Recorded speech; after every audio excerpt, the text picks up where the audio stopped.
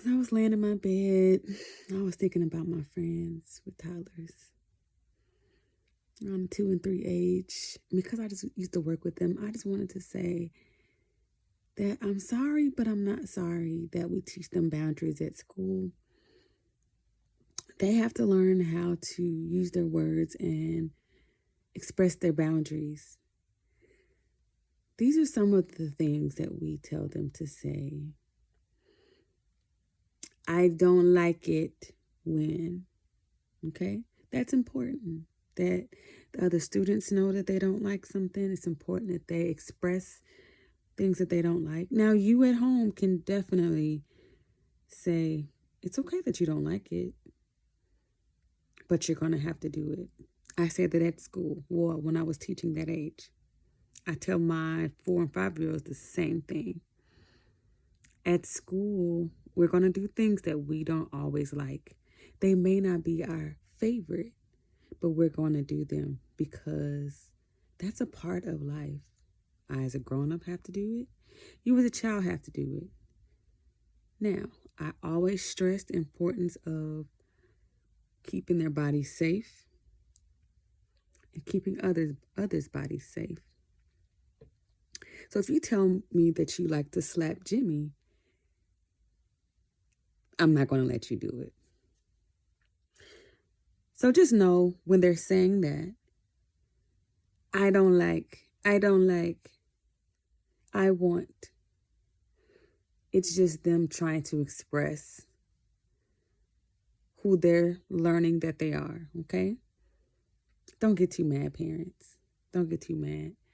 There's certain practices that we do in school, and really it's best practices for school. We understand at home things are different. I try to tell my students, because one boy in particular told me that I was being confusing because I was telling him to do one thing at school, and his mom was telling him to do one thing at home. And I said, oh, no, no, sir. No need to be confused. When you're at school, this goes down. And when you're at home, the other thing goes down. And you can still live in those both of those tensions and spaces, and you'll be fine. You'll be just fine. That's also a part of life. No worries. The volume. So parents, sometimes, you know, most times, all the time, that toddlerish age, a little bit older, the volume is just not quite clear. What's too high? What's too low? So sometimes I'll whisper instead of just saying that's too loud, because sometimes that doesn't really compute in their minds, right? So I'll just start whispering, and then they start to try to whisper. Or I may say, match me. Oh, can you feel can you feel your throat right now and how you're talking? This, match me, match me. Does your voice sound like mine? Feel your throat. Like, I'll give them those kind of instructions so that they can feel how their throat feels when they're talking a certain way versus when you are really loud. Okay.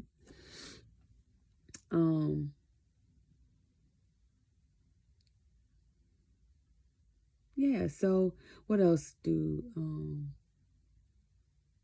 there's so many things that we do at school that sorry parents, when they get home, I know they be giving y'all the business. They be giving y'all the business. And I want to come up with a whole list of those different things. Your child's teachers should definitely be helpful in that way. But this is just a reminder. This is just a reminder. Also, a reminder that schedules are your friend. Trust is. Listen, I get everybody's schedules are different or lives are different. But when I say if you can, make out a schedule for your children for their day, especially during the summer.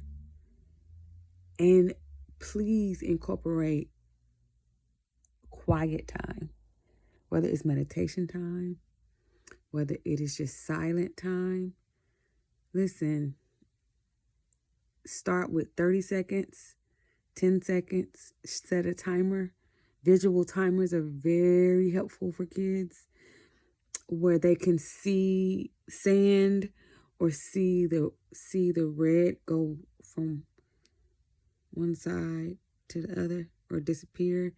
They're so helpful for kids, but that time, man, is so valuable that you're setting up that discipline of, okay, this is time for silence. But even you parents setting up your boundaries of, this is mommy's time, and saying that and not feeling bad. This is daddy's time. This is mommy and daddy's time. When mommy and daddy lock the door, when grandma has you, this is grandma's time with you. When TT had you, letting them see that they're not being left or abandoned, because that is the exact feeling, or rejected, that kids can feel. Just letting them know it's grandma's time with you. Have fun with grandma. It's Uncle Larry's time with you. Oh, Uncle Larry's so excited to spend time with you, so that they can let them know and that they can anticipate and expect something to come from that time. But yeah, so with the schedule, it really helps even them to say, okay, after breakfast, let's look at our schedule. Okay, after because the kids ask me all the time, "What's next, Miss Hooper? What are we doing, Miss Hooper? What, and I get it, that anticipation, like, what are we going to do next?" So I'll say, after breakfast, once the timer goes off, we will be reading a book together. Once you're done with your breakfast, you could come and sit on the lily pads, whatever. Once the timer goes off, come and sit on the lily pads. And I'm going to see who's going to do it right away, Anyway, just these are just some things, because during the summer, I don't know who's going to have your kids. I mean, or some of them may still be able to go to school, but being a parent is such an amazing responsibility. Man, as I have gotten older, never ever want to not give it the weight that it deserves. Parents keep being awesome and wonderful and great and trying and struggling and crying and hopeful and happy and sad at the same time. With multiple kids, with one child. But yeah, just wanting to encourage you to set those schedules, but also set boundaries up for yourself, the same way that we teach the children at school to set boundaries. And communicate. And please be careful not to communicate in ways that will make them shamed of maybe what they're trying to communicate, because once again, they're trying to learn the world. Or when something is unkind in the way that they say it, tone or whatever, because they are learning, you say that. That's not how you talk to mommy. Or and then parents, please give them what to say. What they don't know. It's not like once you say, don't be saying that. Okay, so I can't say that. That's the only thing I hear you say. I don't have anything else in my repertoire to say something different. So what I have learned as a teacher, and these things I've just learned as a teacher, I can say, because they're kids, they listen, they'd be like, oh, okay. So Tommy, you will not talk to me that way, but what you can say to me, Tommy, is this. That's setting up a boundary of what you are expecting from them. Don't underestimate your toddlers. in terms of what they can comprehend and get. Also know that a lot of what they get is what they see and hear. So more than even a lesson you sit down and try to teach them, they could copy how you wash dishes, or how you set the table, or how you put away dishes, how you sweep the floor. Like, those are things that you don't have to do it in steps. They see you do it all the time, and they can actually do it. Vacuum. Allow them to do that kind of stuff. Kind of hold it with them.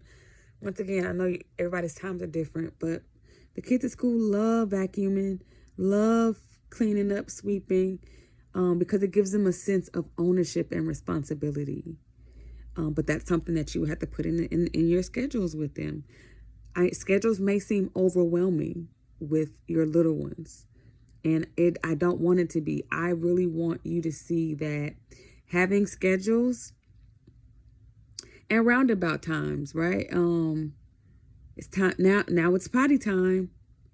Now it's time for lunch. After lunch, we're gonna go outside until this time.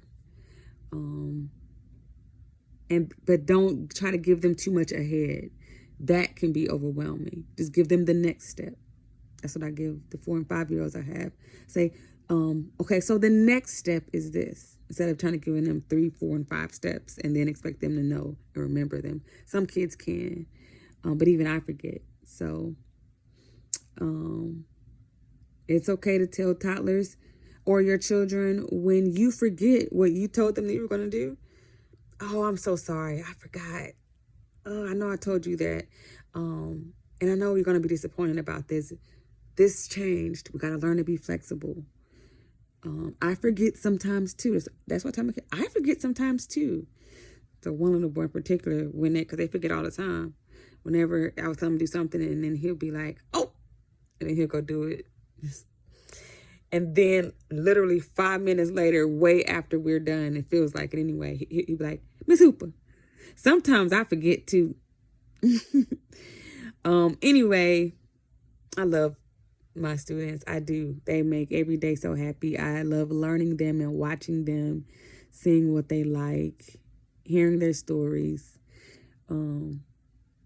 They're so special, all of them. Know that you will never get this time back again. In the hard times, in the struggles, in the slow moments. Yeah, you will never get these stages again. They're going to grow up and be out. So, yeah, I just want to encourage you with some of those things. I hope that some of them are helpful. And once again, not meant to be stressful, not meant to be burdensome at all. Just something helpful for you for the summer to remember. And take a breather. Woosah. I hope you have a village that can walk with you in child rearing. It was never, ever, ever, ever meant anywhere in the world to be done by yourself. It just wasn't.